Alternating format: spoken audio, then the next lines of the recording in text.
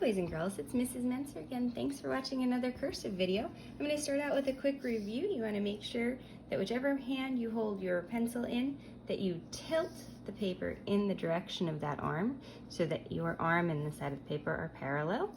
If you're left-handed, it will look like this. I am right-handed, so mine will look like that. What you want to start out with is just remembering that the connectors are really important. The sizing is important also, okay?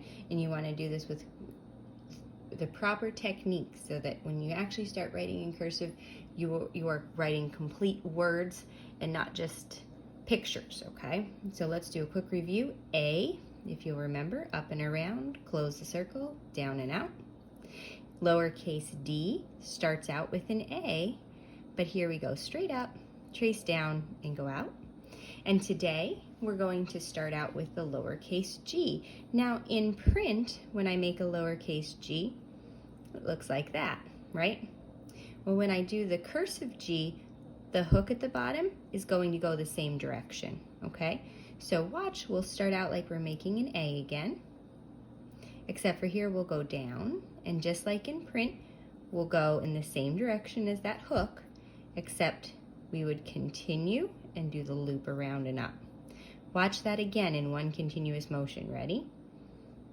Up and around, close the circle, down and hook, okay? I'm going to try to zoom in a little bit here and see if you can get that a little more clearly. So we start on the bottom line, up and around, close the circle, down like you're going to make a print G, except for continue to close the circle and up and around, okay? By circle, I mean that hook at the bottom. Okay, watch again.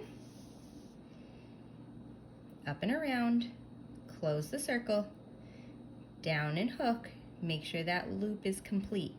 This is where you'll connect with your next letter. Look, my two circles are over top of one another, okay? Because again, I'm going in the same direction as I would in a print G, okay? Except for I'm coming up and around to close it. Now I want to do that again, ideally without taking my pencil off the paper, so watch again. There you go, okay. Now, I want to point out some common mistakes people make when they're writing their cursive G. One thing that people do incorrectly is, you guessed it, sizing.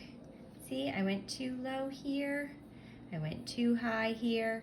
You want to make sure that you're paying attention to those lines.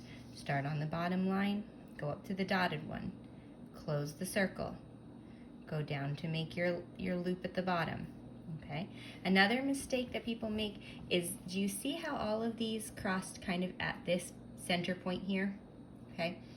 One thing that people sometimes do is they get this like down here, okay? So you can see that this did not cross at that red line, which is really what we want, okay? Sometimes people end up kind of going like that, where then you're going through the top. It's important for all the lines to connect, to meet at this point, okay? Which is right on that red line. So now that we've seen some mistakes we make, we want to practice again the proper way. Ready? Up and around, close the circle, down to make that loop at the bottom. You want to make sure that you have your connectors here so that if G is in the middle of a word, like, and I'm going to make up a, make-believe word. If it was the word dag, right, you would have D right into your A, right into your G. See how I wrote that without taking my pencil off the paper. If it was opposite, let's say it was gad, G, right up into the A, right up into the D.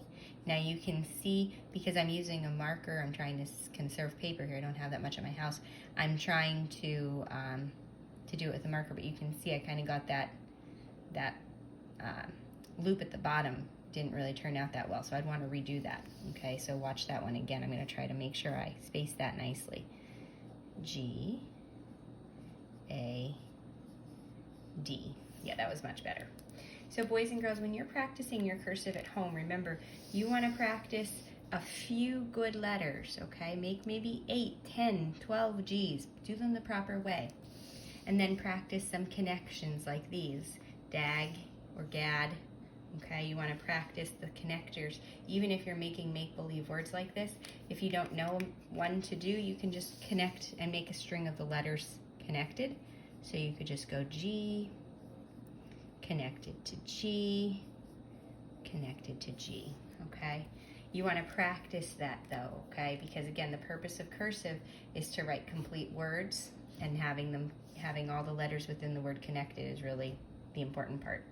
All right, well, thanks for watching, guys. I'm glad you're working on cursive. Keep up the good work. I miss you guys. Bye.